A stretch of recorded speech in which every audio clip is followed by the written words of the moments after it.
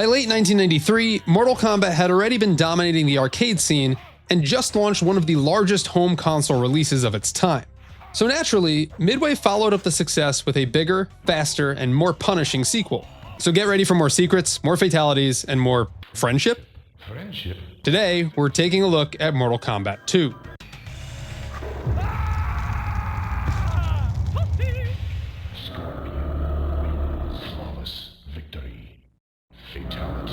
What's up, combatants? Steve here from Master Replay to welcome you to another episode of Arcade Economy, the series where we take a look at old arcade classics to determine how much they cost to beat and how fair they were to our allowance. Last time on Arcade Economy, we danced our way through Michael Jackson's Moonwalker. Today, we're entering Outworld to take down Emperor Shao Kahn in Mortal Kombat II. Was Mortal Kombat II a fair tournament, or did it suck your pockets dry faster than Shang Tsung could suck your soul? That sounded a lot better on paper. Anyway, let's find out.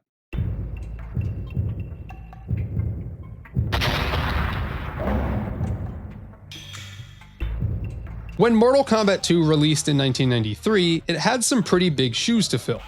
With the first game still earning millions of quarters at the arcade, selling record numbers in home console ports, and sparking a nationwide panic against video game violence, Midway wanted to strike while the iron was hot. So series creators Ed Boon and Tobias immediately got to work on a sequel. With a bigger budget and a larger team, they were determined to overhaul and update every single element from the first game. Side note, the video game US congressional hearings against violence didn't happen until a month after Mortal Kombat II's release, but the preparations for it were well underway. The team upgraded the arcade board from the Midway Y unit to the more powerful Midway T unit. This allowed for faster gameplay, sharper graphics, and an expanded roster. The original game only had 7 playable fighters, but Mortal Kombat 2 bumped that number up to 12. The original Mortal Kombat was also recorded off of regular VHS tapes, making the digitized sprites look a little blurry. This time around, Midway shelled out for better equipment, allowing the dev team to capture images directly to the hard drive. This gave the game a much cleaner, detailed image. In November 1993, Mortal Kombat 2 hit arcade floors, much to the surprise of fans who had just brought the original game home on consoles a month earlier. The game went on to become America's highest-grossing arcade game of 1994. When the game was finally ported to home consoles, the release date followed in the footsteps of its predecessor, dubbing it Mortal Friday. On September 9th, 1994, 2.5 million copies were shipped out to retailers, giving it the best opening week sales in video game history at that point in time. The game would initially be ported to the Sega Genesis, the SNES, Game Boy, and Game Gear. Nintendo wasn't ready to be upstaged by Sega a second time and allowed the game to be released for the SNES in all of its bloody glory. No toned-down violence, no sweat, just pure, unfiltered gore. Johnny Cage wins. And rightfully so, because the SNES version would be seen as the version to have at launch. Years later, the game would see additional releases on the Sega Master System, home computers, 32X, Sega Saturn, and the PS1 in Japan. Personally, I consider the 32X version to be the best of the home ports. Mortal Kombat's legacy would live on in the arcade with a number of sequels until 1997. When the 3D era left the arcades behind, the Mortal Kombat 2 storyline would get its own action-adventure game in the form of Mortal Kombat Shaolin Monks, albeit being told in an alternate timeline. And Mortal Kombat 9, or Mortal Kombat 2011, saw the first 3 Mortal Kombat games be remade into one. The storyline from Mortal Kombat 2 takes the franchise into the realm of Outworld, the domain of Mortal Kombat's most villainous characters. The arcade's Attract mode does a great job of informing players of the conclusion from the first game, while driving an introduction to the second. Following the defeat of Goro and Shang Tsung at the hands of Liu Kang during the last tournament, Shang Tsung begs for mercy from the Emperor of Outworld, Shao Kahn, and devises a plan to lure the Earthrealm warriors to Outworld to compete in one final tournament. Much like the original Mortal Kombat, the story was expanded upon with a prologue comic that could be mailed away for. A comic that is incredibly rare at the time of this video and resells for upwards of $400 online. Now, I could spend all day talking about Mortal Kombat lore, but the gist of the story is this. Liu Kang won the tournament from the original game, Shang Tsung's island self-destructed due to his loss, Kano and Sonya got transported and trapped in Outworld, while the rest of the Earthrealm heroes returned home. Shao Kahn found a loophole in the Mortal Kombat rules and issued a one-and-done challenge to Earthrealm. Instead of winning 10 straight tournaments, Shao Kahn would host one tournament in Outworld. If Outworld wins, he gets Earthrealm. If Earthrealm wins, Shao Kahn gives up his claim to Earthrealm altogether. Now, there is much more deep lore around this game and the Mortal Kombat franchise, but for the sake of this video, I'm not going to go into it because this video would be like over an hour long. If you are interested in Mortal Kombat lore, then you're in luck because I do have a channel dedicated strictly to Mortal Kombat lore, MK Temple. This is my shameless plug, so I'll provide a link to that and specifically the Mortal Kombat II storyline in my description. For now, though, let's get into how the game actually plays and performs. The cabinet itself features an 8-way joystick with 5 buttons formatted in a cross. These buttons include high punch, high kick, low kick, and a dedicated block button. Upon entering your coins, players are greeted by a much more expanded roster of 12 characters. These include returning combatants Liu Kang, Johnny Cage, Raiden, Scorpion, and Sub-Zero. Actually, this isn't the same Sub-Zero, it's his brother, but for the sake of this video, we don't really have time to get into this. New playable characters include Shang Tsung, sporting a new youthful look, and former secret character Reptile, now with his own moveset. And then finally, the newcomers, Kung Lao, Kitana, Jax, Mileena, and Baraka. Each character has their own unique moveset and play much differently from one another. Returning are the fatalities, as well as new finishing moves. Where the original game only saw 1 fatality per character, the sequel gives each character 2. Except for Shang Tsung, he gets 3 because he's special. Mortal Kombat 2 also adds 2 new finishers, Friendships and Babalities. Friendships allow players to perform an act of kindness rather than a death blow, and Babalities, turn your opponent into a baby. To be perfectly honest, I never really understood why this was a thing, but sure, let's roll with it. Johnny Cage wins. Babality. Where the OG Mortal Kombat had the pit, Mortal Kombat 2 has 3 different stage fatalities that allow players to knock their opponent into the deadly scenery of the level that you're fighting on. These include the Deadpool, the Tomb, and the Pit 2.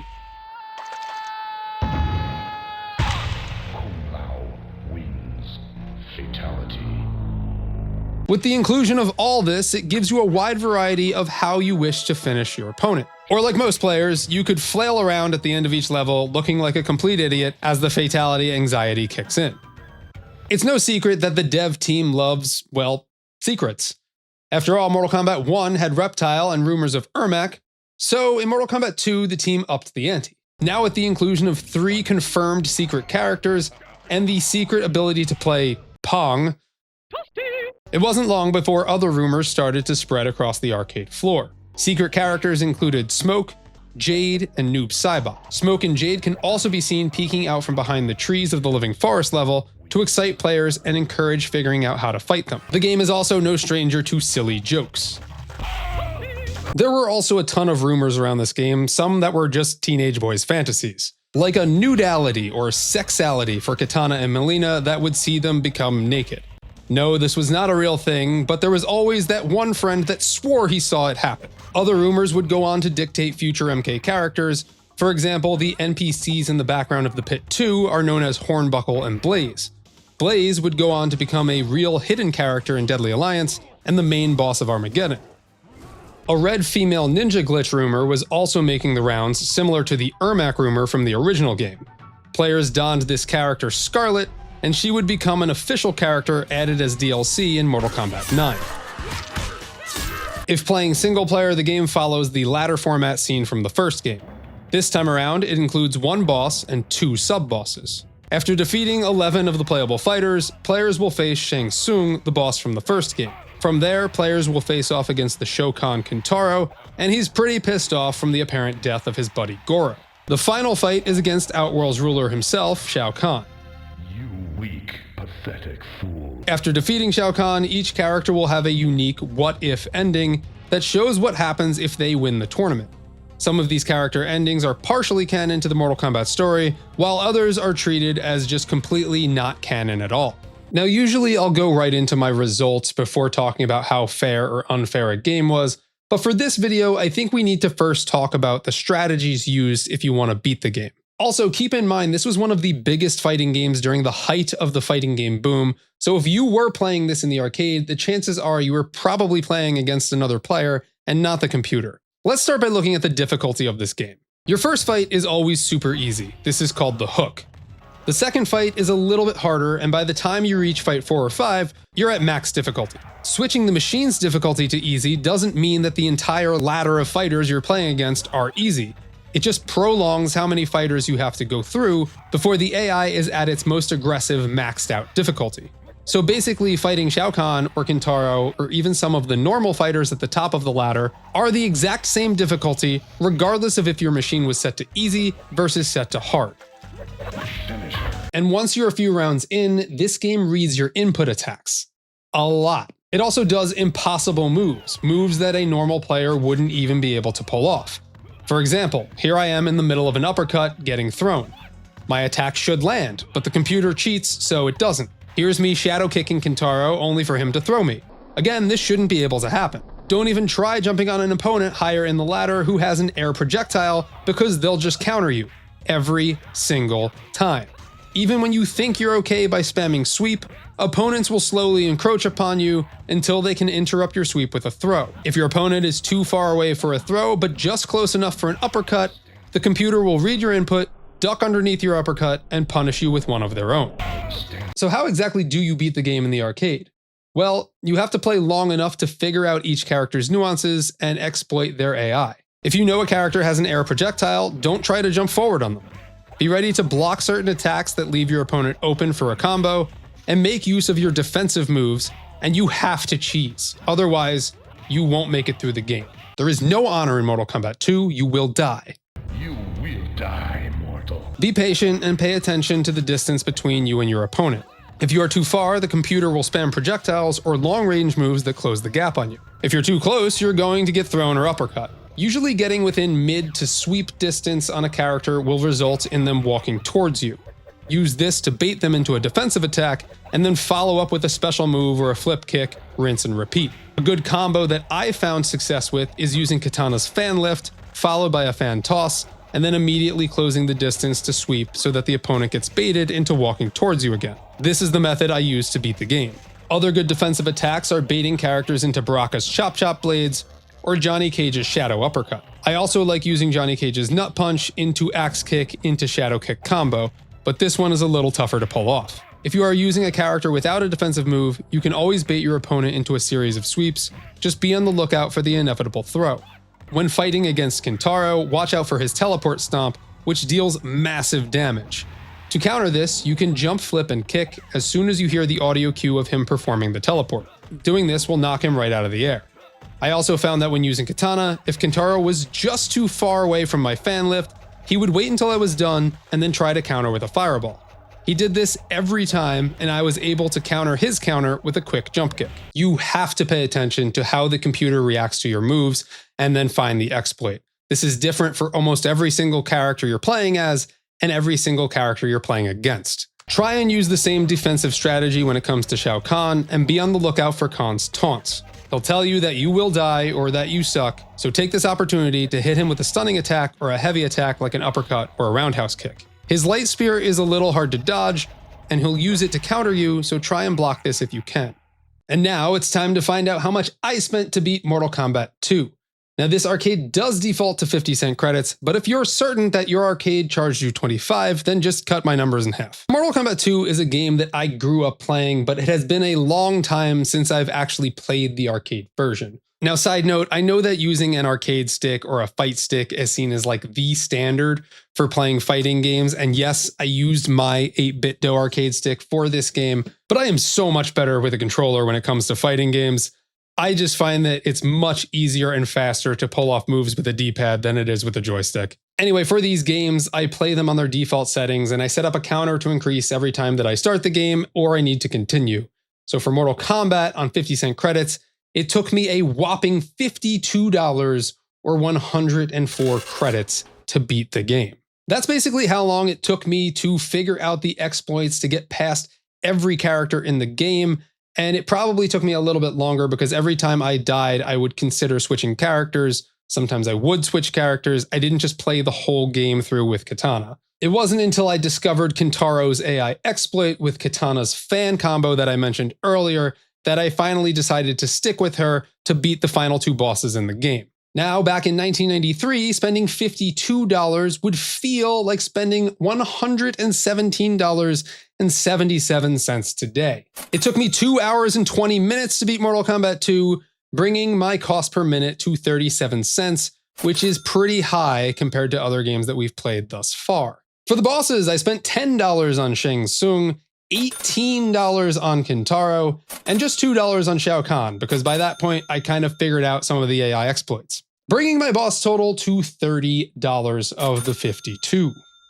And now it's time to bust out the predatory game scale to determine just how predatory Mortal Kombat 2 was in stealing your money. This was one of the most expensive games that we've played thus far, and while the learning curve for the basics can take a little bit of time, the learning curve to absolutely master a character or to exploit each character's AI is much longer. The game's difficulty setting basically means nothing if you're trying to beat the game, and the game cheats heavily with the use of input reading and impossible moves. Now, I haven't looked at too many fighting games in this series, but one of the games that I did look at was the original Mortal Kombat, and I gave that one a 9. It was one of the earlier games I looked at in this series, and after playing Mortal Kombat 2, I do think I rated the original Mortal Kombat 2 high.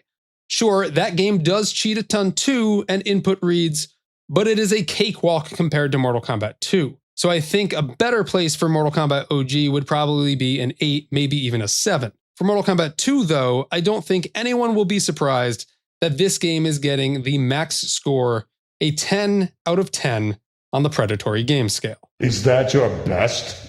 Do you agree or disagree with my rating? Let me know in the comments below, and I will do my best to reply.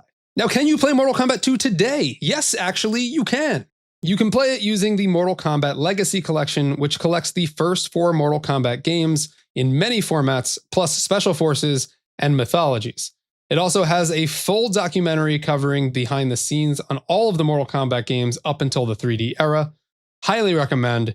I will include a link in my description for those who would like more info. Next time on Arcade Economy, I'm playing through one of my favorite arcade games of all time, Star Wars Trilogy Arcade. So be sure to check back for that video.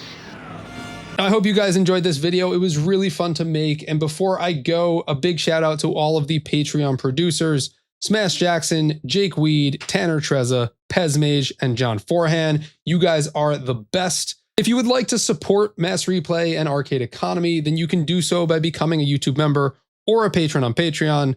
I just started putting out director's cut editions of Arcade Economy for all of my VIP viewers and higher levels. So all of my VIP viewers and higher levels will get to see this version of the video with some extra footage around the game's history or secrets.